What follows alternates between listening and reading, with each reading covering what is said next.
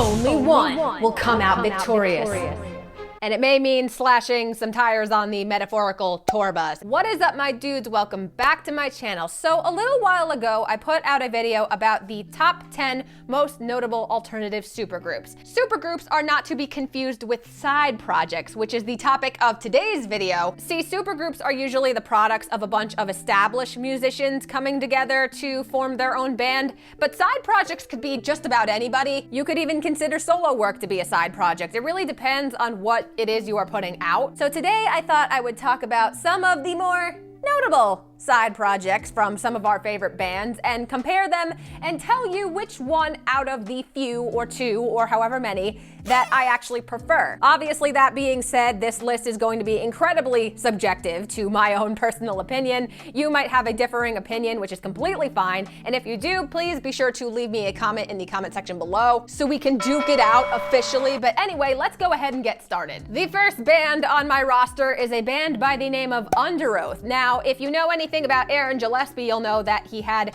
a second project a few years later after the immaculate success of Underoath called The Almost. The band only has a few albums as far as I know, but their most popular one by far is their debut record Southern Weather, which came out in 2007. It shot up to #1 on the US Christian chart, not surprising at all, considering that Underoath is also technically a Christian band. And I know that Aaron Gillespie also has his own solo stuff apparently now, but I'm not really gonna focus on that too much because I haven't heard it. So I'm really only focusing on these two, and if I had to pick one out of the two, I'm gonna be honest, I don't really know a whole lot about Underoath. I don't. I never really got into them.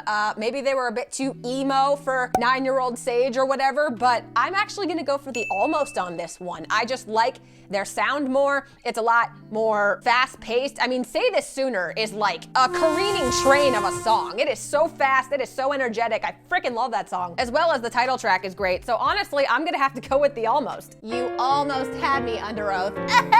Anyway, to transition from that embarrassment, we move on to the second band on my roster, which is State Champs. Now, if you know anything about State Champs, you'll know that their roster has sort of changed a bit throughout the years. They lost a member, and some of their members also have their other endeavors, which includes their bassist and backing vocalist Ryan Scott Graham, who actually has a side project under the name Speak Low If You Speak Love. Speak Low If You Speak Love is definitely more of like an acoustic-based side project. It's his solo project. In fact, I didn't even know it was him until I looked it up, because I feel like a lot of the time when these bands go under like a certain moniker, if there's not a name tied to it, it sort of loses the sense of identity until you really do your research, but that's just for me personally. Yeah, I mean, this one for me is easily a no-brainer. I'm gonna go with State Champs. I am not a huge fan of State Champs, but I definitely listen to more of that than I do of this. Third on this roster, we have a lost but definitely not forgotten act by the name of Cobra Starship. So Cobra Starship, was my jam back in the good old days of high school. But before there was Cobra Starship, there was Midtown, which was Gabe Saporta's first band, and that was more of like that typical early pop punk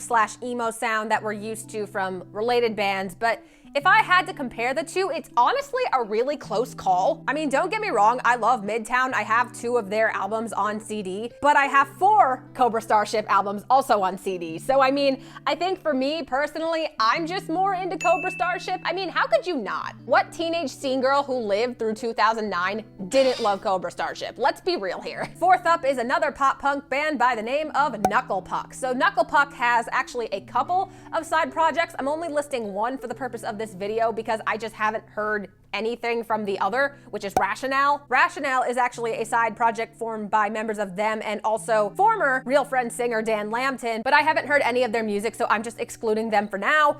The other project in question is a band called Home Safe. Home Safe is actually very similar in sound to Knuckle Puck. They're both pop punk bands, but if I had to pick one between the two, I'm obviously gonna go with Knuckle Puck. I really like Joe Taylor's vocals. I really like their earlier stuff, their newer stuff. Like, they're just very consistent. Reaching the halfway point on this list, we have a band by the name of Dashboard Confessional, as well as its sister act, Further Seems Forever. I'll be real, I had no idea these bands were related. I wasn't really into the whole like early 2000s emo thing just because I was a child. So I can't really relate to some of that sound, but in terms of what I'm more familiar with, I'm definitely more familiar with Dashboard Confessional. I mean, objectively speaking, I think they're just also the bigger band here. More people know who they are than they know who Further Seems Forever is. Coming in at number 6, we have a scene favorite and also a band that recently just came back after like the longest time ever by the name of Attack Attack. So over the years, Attack Attack had quite the few lineup changes. You'll remember that some of their more notable musicians in the band were former of Mice and Men screaming vocalist Austin Carlisle, as well as Caleb Shomo, who went on to form the band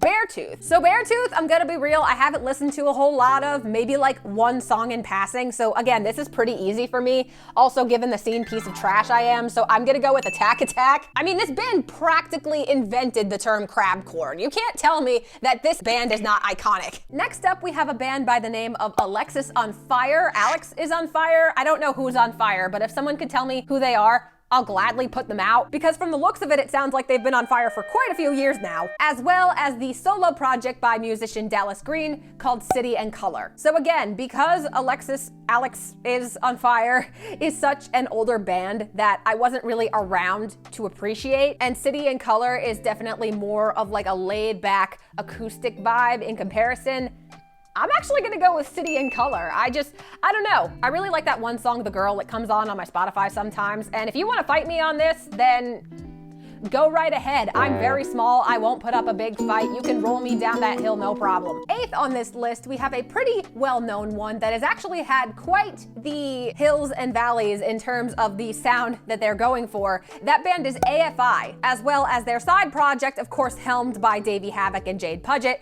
called Black Audio. I feel like not a whole lot of people know about Black Audio. It's definitely more of that like electronic dark wave vibe in comparison to the hardcore punk into whatever they're doing now progression that AFI has had. But for the most part, when we think of AFI, I think we think of that Miss Murder-esque Girls Not Grey era of music from them, because that was definitely more of their popular material, and that's what I know them from. So for me, I grew up with this sort of music. I haven't really listened to a whole lot of Black Audio, so this is a shoo-in for me. It's AFI. All right, so up until this point, we've had a bunch of 1v1 battles in terms of bands, but now we're gonna move into multiple side projects, because somehow one is not enough for some of these people. So we're gonna start with the third to last on this list, which is a little band, maybe you've heard of them, by the name of Linkin Park. Yeah, so Linkin Park has had a couple of side projects. The ones that I am the most familiar with, I'm not sure how many they have in total, but the ones that I know of are Fort Minor and Grey Days. In fact, I'm pretty sure that Grey Days was Chester Bennington's band before he joined Linkin Park. I think I mentioned this in a previous video. It's so hard to keep track, I'm sorry. I'm trying my best here, don't yell at me, Mom. And Fort Minor formed around the same time I was in my like later elementary school years, so like I know them. I'm not like super familiar with them, but I know of them. I'm familiar with a couple of songs, notably Remember the Name and Where'd You Go, which were the singles, but that's two more than I know of Grey Days' discography, which is this many. And obviously then there's Linkin Park. So if I had to rank these in terms of the ones that I know least to best, I would go Grey Days, Fort Minor, Linkin Park, in that order. This one I am definitely more familiar with in terms of his work. Yes, because I'm talking about one person in particular who has happened to have multiple projects throughout the years, all sounding very different from each other. The man in question is Andrew Mcmahon. So Andrew Mcmahon started out with a band called Something Corporate, then progressed into another band that wasn't as indie called Jack's Mannequin, and then finally is now doing his own solo work under the moniker Andrew Mcmahon in the Wilderness. In terms of mainstream success, I would say the latter is definitely the more popular one. In fact, I was just driving home the other day and I heard Cecilia and the Satellite on the radio. So he's definitely made his mark on the alternative scene, but we're not talking about making marks. We're talking about my personal preference. So if I had to rank these in terms of the ones I liked least to best, I'm actually gonna go with his more recent stuff at the bottom. I mean, it's definitely more like radio pop / indie, which is fine, and I'm into that. But by comparison, I definitely prefer his older projects. Something Corporate, I'm gonna have to place at number 2. I do like Something Corporate, and I am familiar with their music, but number 1 for sure has to be Jack's Mannequin, because Everything in Transit is a masterpiece. I freaking love that album. It's definitely in one of my top 10 favorite albums of all time. I mean, obviously I can't change the past. All I know is that Jack's Mannequin was my SHIT, and I will die in that department store. And finally, we come to the last spot on this list, and I specifically saved this one for last because I think we can all guess who it is just from the multitude of other projects this particular pop punk band has had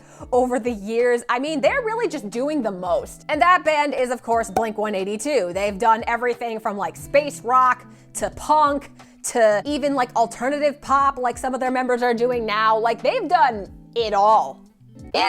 Okay, so the 6 ones that I have chosen to list off, yes, there's at least 6. I'm not even just gonna go through them, I'm just gonna start ranking them immediately. So at the bottom, at number 6, I have The Transplants. I do have In a War Zone by The Transplants on CD, but I'll be real, I have so many freaking CDs that I haven't even listened to it. So, I mean, I do plan to listen to it eventually, but I'm just so busy going through my collection at this point that that's at like one of the bottom spots. I'll get there, I promise, but it's gonna be a minute, and your girl's a little depressed these days, so give it time. Then at number 5, I'm probably gonna have to put Boxcar Racer because they only had 1 album, and that album is great, but I could only hum like 1 or 2 Boxcar Racer songs off the top of my head. It's a shame that they didn't do more because I probably would have ranked them higher if they did. But at number 4, I have Angels and Airwaves, mostly just because they've done more. I was really actually into Angels and Airwaves' earlier material on like We Don't Need to Whisper and I, Empire. It was definitely more refreshing than what I might have heard from Tom DeLonge's other work in Boxcar Racer, because honestly, Boxcar Racer could easily be mistaken for like Blink's self-titled Part 2. Like, it has a very similar sound. Then at number 3, this is gonna be a hot take for sure, and you are free to roast me if you so choose, but at number 3, I actually have Simple Creatures. Okay, here's the thing.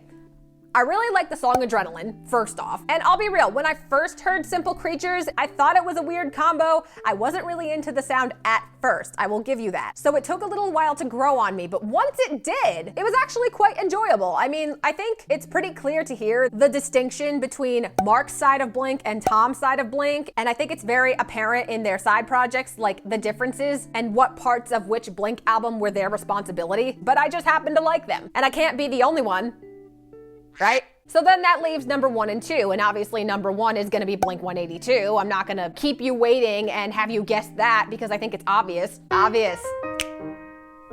See what I did there? I'm losing it. So that leaves number 2, and to fill that space, we actually have the band Plus 44. And now you're probably thinking, well, Sage, didn't you just say that Boxcar Racer only had 1 album? Why are you playing favorites? And I'll be honest, I am kind of playing favorites. I just happen to like the sound of Plus 44 more over Boxcar Racer. And fun fact, this was actually one of the first few bands that I ever saw live because they opened for Fall Out Boy on the Honda Civic Tour back in like 2007. And they played a great set, so I'm not mad to put Plus 44 at number 2. Are you?